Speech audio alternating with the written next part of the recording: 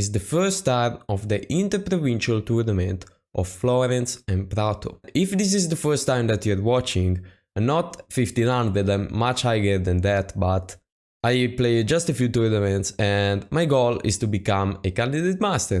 A candidate master who is exactly the person that I'm going to fight in this round. This guy is rated 2050, and to be a candidate master you need to pass 2000 Elo FIDE.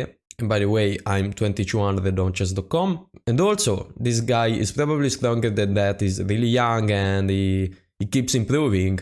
And I got really lucky because this is the strongest player of the tournament. Now, that happened because of the pairings. Basically, when you start, everyone has 0 points and the leaderboard is based on your Elo points. So if you have a lot of Elo points, you're going to be first, second, something like that. And I was in the middle of the leaderboard, and basically, if you are in the middle, there is a nice chance you're going to fight against one of the top players. And if you are on the top part of the leaderboard, there is a nice chance you're going to fight against one of the bottom players. Don't understand why, but it is how it is.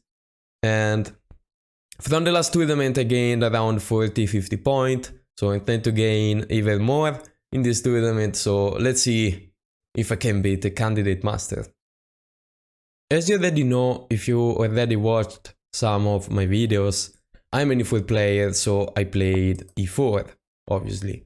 e4, and my opponent, being a candidate master, obviously is going to play c5.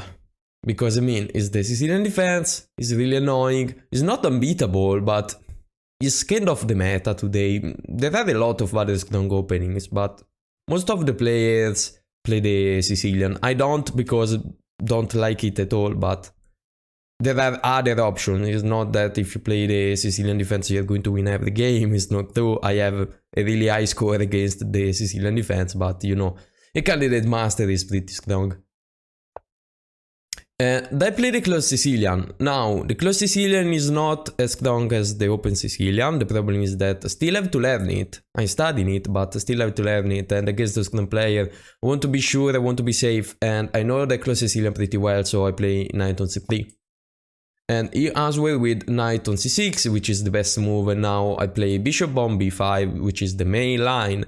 And obviously, he's a strong player, you know, he's steered pretty well. And now if you want to give white problems, and as you can see, black is already equal if he plays knight on d4, which he obviously played. Now I still play the best move, and this is theory, knight on f3.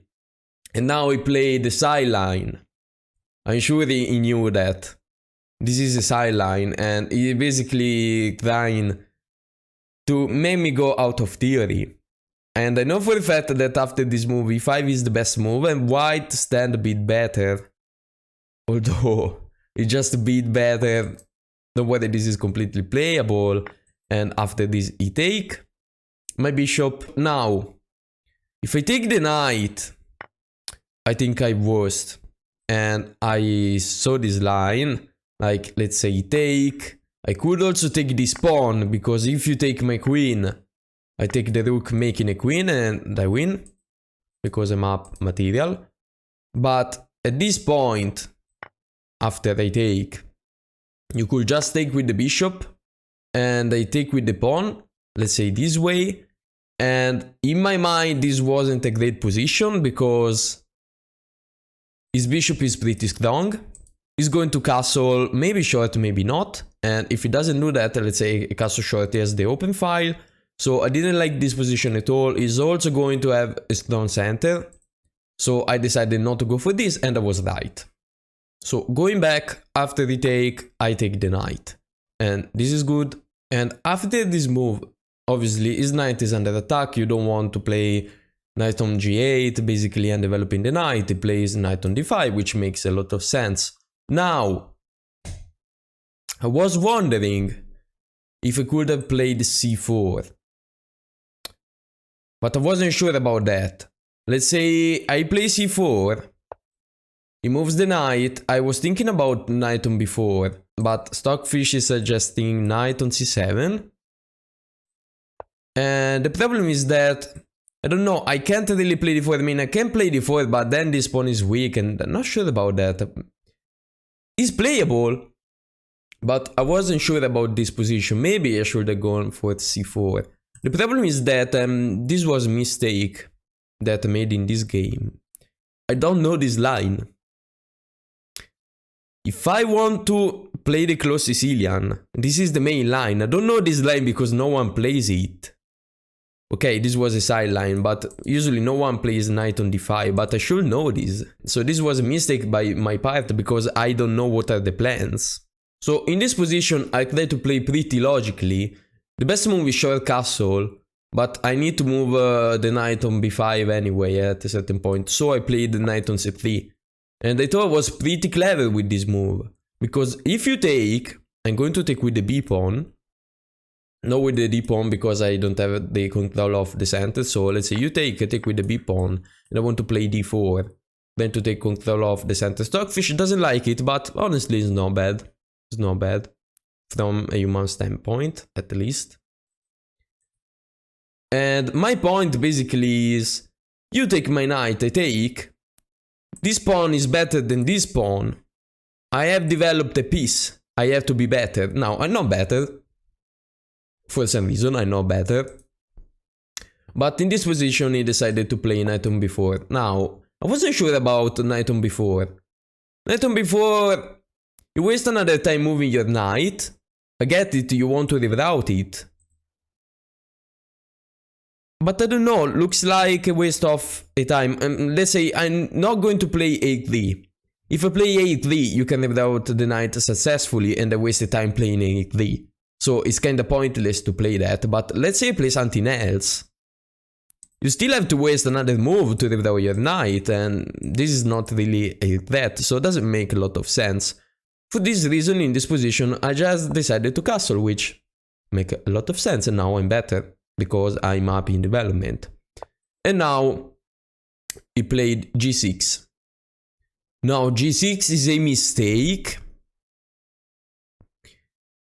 In the game, I had absolutely no clue that this was a mistake. I thought this was pretty much the only playable move. I mean, except from e6, but you play e6 or you play g6. I thought this was completely fine for him. But anyway, he's a strong player, and as I say, against strong players, you should try to be aggressive. That's why I should play c4, by the way. But at least in this position, I play d4. Makes sense, I gain a lot of space, and now I take. And I swear to God, I don't even remember if I considered taking with the queen. If I take with the queen, you move the knight, knight on c6, attacking the queen. Let's say I move the queen, let's say queen on h4. I'm up a lot in development. Now, Stockfish is saying +2. In my opinion, still, I don't see a clear way to do something like incredible. Okay, I'm going to develop the bishop, but where? On g5? Not sure about that. I mean, he can play h6 too. So, I mean, okay, maybe I consider this, I don't remember, probably not. It's +2, but because Stockfish see wire stuff, probably. Okay, let's say h6. Rook on e1, and what? I want to push, doesn't work. I mean, it's going to take this way. Well, I don't know. But I should have taken with the queen.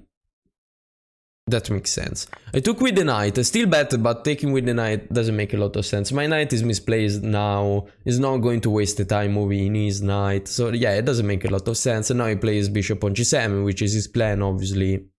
Although I had the point. If I take with the knight, I can play f4. which is a blunder, apparently. Like, I analyzing the game now, okay? I just ended the tournament yesterday. I had zero time to analyze this game. I never thought this was a mistake. A mistake why? The last move is d6. It's a mistake because he has a ton of pressure on this knight, probably. Yeah, I mean, after that, they actually put a lot of pressure on this knight. So yeah, it makes sense that... Yeah, now that I think about that, it actually makes sense. But it was hard to understand that this was a mistake. And that's why you should really know the middle game plans. Because as you can see, this is a mistake because I don't know this position. I never played this. So, e-castle. And now I play king on h1. It's not the best move, but honestly... Now, okay, you can put pressure on this pawn, but my knight is not pinned, I can move it, it's not the end of the world, and they play d6. Okay. And what if I take? Because I was scared about taking. If I take... Oh yeah, obviously. You take, this way I take, and there is a fork. I saw this, don't worry. And by the way, we are playing with 60 minutes and 30 seconds of increment. So every move we play, we also gain 30 seconds.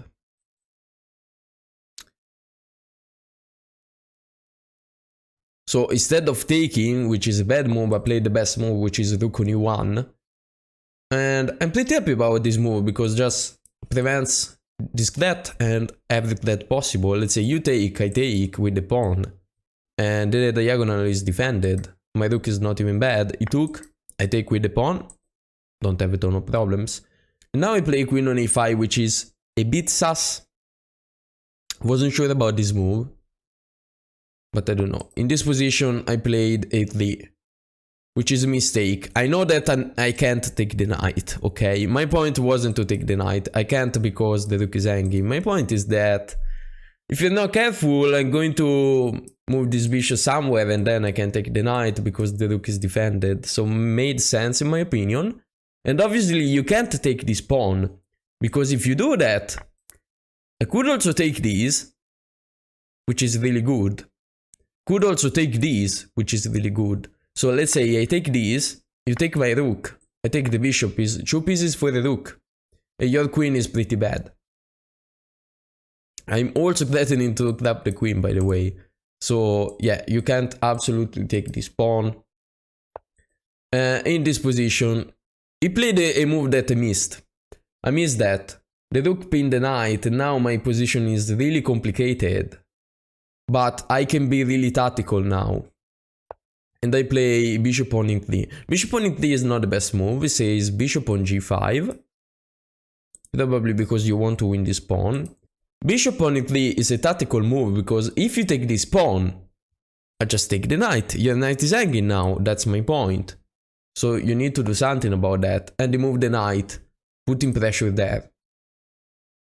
But the point of bishop on e3, I saw this move, and I saw a really good line in order to prevent to lose this pawn, which is knight take c6. Knight takes c6 is a really good line, because now your queen is hanging, and if you take my queen, I take the queen, you take, I take, and I'm up a piece. I'm actually up a piece. So for this reason, in this position, he took with the pawn, so I also get to damage his Prato.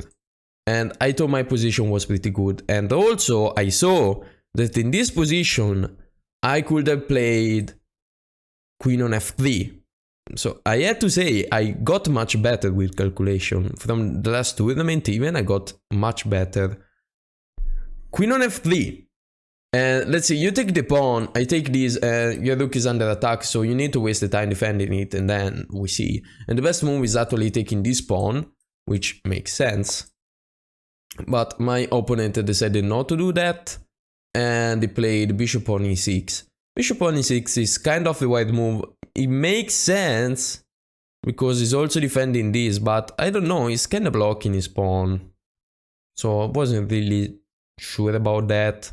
Now, if I take this pawn, I give him a lot of activity, and this pawn is much better than this, so I want to defend my e5 pawn, so I play bishop on f4. And now he plays c5. c5 is just a great move, honestly. I wanted to play before, now I can't. He's also threatening rook on d4. c5, just positionally speaking, it's a great move that I missed.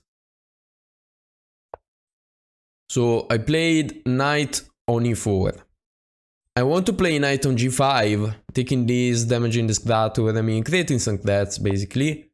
And now he played queen on b6. And unfortunately, I played a bad move. Queen on c3. Queen on c3, it's a bad move. Because he has a rook on d4. The problem is that he's threatening a lot of stuff. Like, he's threatening to take these. I can't defend this way. If I push, kinda makes sense, but then he push, I mean, I wasn't really sure about this move. So I played queen on c3. I should have pushed. Because now he plays rook on d4 and positionally now he stand a ton better now. I have a lot of problems. If I move the knight, the bishop hangs. So I need to do something about that. He's also threatening rook on c4, that is the problem. So first of all, I play rook on d1, they took the rooks. And now I play rook on c4. And after rook on c4, I play queen on f3. And queen on f3 is a really tricky move. If you take, I have discoveries. Let's say you take, the best move is knight on f6 check and I win the rook. So in this position you can't take this pawn or this because there is the problem of the rook. And he played rook on e8. And now I still have problems. But I kinda saved the position. It was pretty bad, now it's just -1. Now I can do something with my pieces. The best move is bishop on e3, which I played. So bishop on e3 makes a lot of sense, and I'm basically saying, take my pawn, but now I have a lot of pressure on this. So it's not going to be so easy for you. Also might have some discovery in the future. And he decided to take this pawn. But I think he missed my next move. If you take the pawn, I have b4. This pawn is pinned. And I'm going to win it. Okay, you won a pawn, but win a pawn too. And if you take this now... I mean, I wouldn't do that, it looks really scary. Knight takes c5 with all the discoveries. This open, this open. Doesn't look really good. And in this position he played queen on a6. Should take with the knight, attacking the queen again. And I think the point was that if I play this and d-take, I get to take the bishop, damaging the scratter. And I stand better. I missed that. I just didn't want to lose the pawn, so in this position I decided to take with the bishop, which is inaccurate, but now I mean, I don't have a ton of problems. And now I missed knight on c3. I mean, I saw knight on c3, but I thought that playing rook on e3 was better, which is a mistake instead. Rook on e3 is not brilliant actually, I had to say, because in the future he might threaten something with the back rank. So I prefer to have 2 rooks on the first rank. But at least I'm defending this pawn 2 times. And now he played h6. h6 in order to prevent this is imprecise. I thought it was a really clever move by him. Like, this is pretty much the only play I have, and now don't even have that. I just have to defend. As you can see, it's a really complicated position to play. And now I played knight on c3. So I played knight on c3 now. Knight on c3 doesn't hang a pawn, because if you take, I have this, and I win the rook back. So he plays queen on c2, and I played b5. Now, I play b5, it's a really bad move, I blundered. This is a blunder. I had 5 minutes, my opponent had like 20, 30, something like that. I thought a lot in this game. I really tryharded. I played pretty well, but I had 5 minutes. This was a really complicated position, not easy at all to play. And I missed his next move, which is a really unfortunate move. Queen on c8. Queen on c8 does 2 things. Attack the bishop. It threatens this. The best move says that is queen on c6. Which somehow I didn't see. Or did I actually miss queen c6? Well, I don't know. I think I was to focus on this side and on the fact that the bishop was under attack. I really had few minutes. Like, after the play this, I really had even less than 5 minutes. So I was also really nervous. And for some reason I missed that move. Yeah, that was pretty bad by me. And I played bishop on d4. And obviously now this come. I move the queen. Take the rook. I take. And now I play the killer move, a beautiful move. Queen on c4. I can't take the rook because I get mated. I play rook on f3 and now I can take because you can do this. He moves the rook. I take the pawn. I take this pawn. I'm trying to push these pawns, I mean, in order to have counterplay, in order to have something.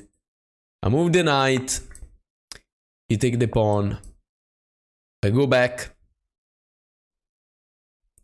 And now he also has rook on b1. I played bishop on c1. Queen take, I saw this. I can't take the queen because I get mated. And in this position, I resigned. What can I say, guys? Except from the last part, but on the last part I just had 2 minutes to think. So it's not really that the important part. I know I can play better than that if I have some time to think. I'm really happy about this game, I have to say, because as you see, I fought against a candidate master for a lot of moves, like around move 25-30, the position was equal. I lost because I had no time to think. So I'm pretty happy on how I played. I see that I'm playing much better because I'm getting really more confident to win tournaments. I'm ready to play the next games, and don't worry, if you think this game was good or it wasn't good, you don't want to miss the next game. Because as I said, I'm getting confident, I'm starting to play pretty well. So see you with the next game, guys. Turn 2 of the road to CM.